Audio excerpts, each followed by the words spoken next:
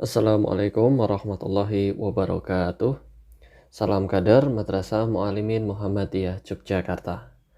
Baik, bagaimana kabarnya teman-teman semua di rumah? Semoga selalu dalam keadaan sehat dan semoga selalu tetap semangat dalam belajar. Baik, teman-teman kelas 4 yang saya banggakan, pada kesempatan kali ini kita akan masuk materi pembelajaran yang pertama kita, yaitu berkaitan dengan materi fungsi atau pemetaan. Nah, materi fungsi ini sudah pernah teman-teman dapatkan waktu kelas 2 ya, di kelas sanawiyah. Jadi untuk pada kesempatan kali ini kita akan lebih memperdalam materi fungsi atau pemetaan ini.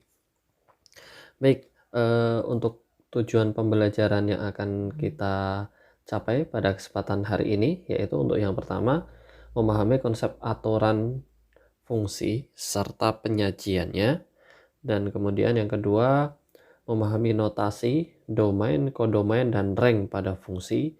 Dan yang terakhir adalah memahami jenis-jenis fungsi. Nah, jadi untuk pembelajaran hari ini kita akan fokus pada 3 sub materi, yaitu berkaitan dengan fungsi. Nah, nanti untuk pertemuan selanjutnya kita akan lebih perdalam lagi. Baik, untuk yang pertama kita akan mengenal fungsi terlebih dahulu ya, sambil mengingat materi yang sudah pernah dipelajari. Nah, di sini saya menyediakan 2 bagan ya. Ada bagan A dan bagan B. Dan kemudian di sini ada suatu notasi fungsi f, dan di sini ada beberapa pemetaan. Nah, kemudian di sini yang akan kita analisa untuk yang pertama ya, untuk yang pertama adalah domain ya. Domain itu merupakan daerah asal. Nah, daerah asal itu yang mana? Jadi daerah asal itu merupakan himpunan yang nilainya itu yang akan dipetakan. Jadi asal dari fungsinya itu dari mana? Nah, kalau kita perhatikan bagian fungsi di sini, arah dari pemetaan itu berada dari kiri ke kanan, ya kan? Dari kiri ke kanan, sehingga domain atau daerah asal pada bagan tersebut itu adalah seluruh himpunan pada bagan yang A, seluruh himpunan anggota A. Sehingga siapa saja? Hasilnya adalah A, C, D, H ya. Nah, ini merupakan domain atau daerah asal. Kemudian yang kedua merupakan kodomain atau daerah kawan ya. Daerah kawan ini merupakan seluruh himpunan yang memuat seluruh hasil pemetaan ya. Jadi untuk kodomain ini merupakan seluruh anggota yang berada pada himpunan B. Siapa saja? 1, 2, 3, 4, dan 5. Seperti itu. Itu perbedaan antara domain dan kodomain.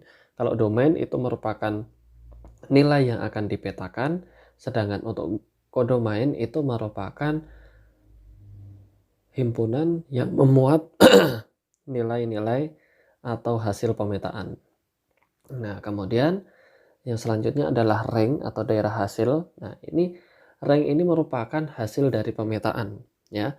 Dari A ke B, sehingga hasil pemetaannya siapa saja di sini? Hasil pemetaannya adalah 1, 2, 3, dan 5. Nah, seperti itu. Nah, kemudian yang terakhir terkait dengan notasi. Nah, ini sebenarnya notasi ini harusnya kita kenalkan di awal ya.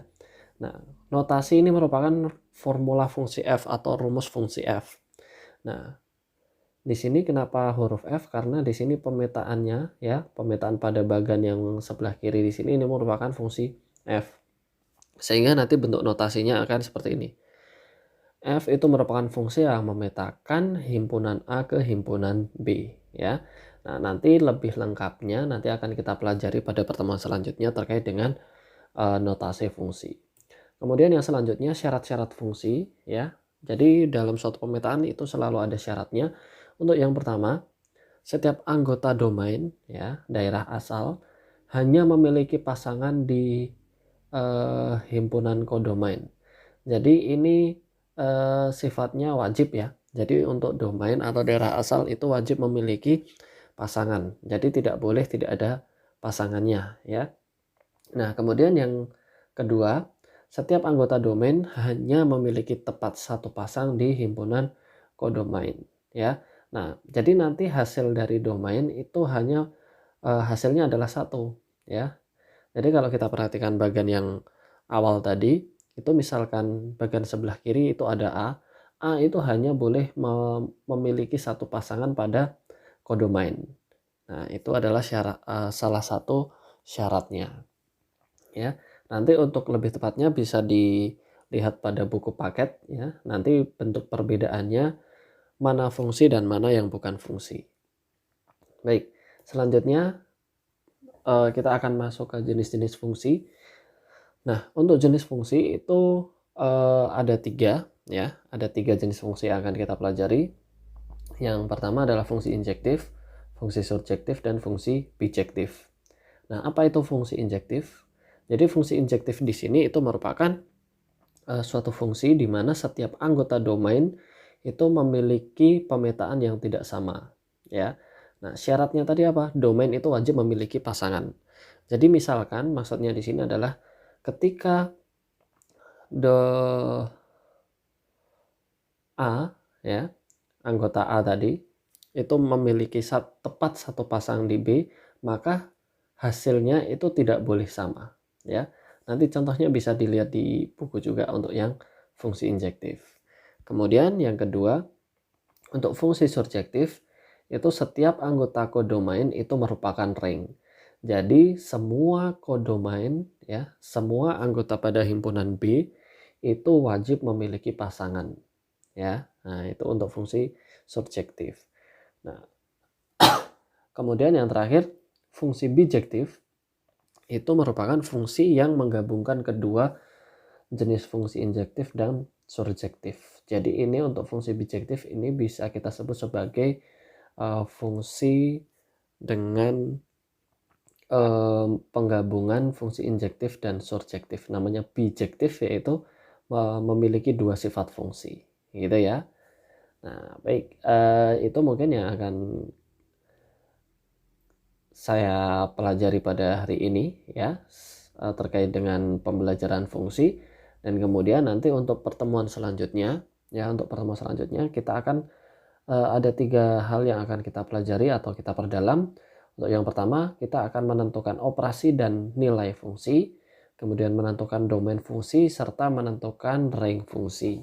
Nah, nanti setelah kita memahami pembelajaran pada hari ini, kita akan lebih memperdalam pada pertemuan selanjutnya melalui Zoom meeting ya, gitu ya.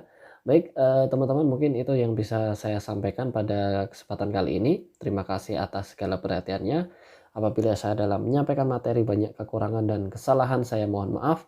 Akhirul kalam, wassalamualaikum warahmatullahi wabarakatuh.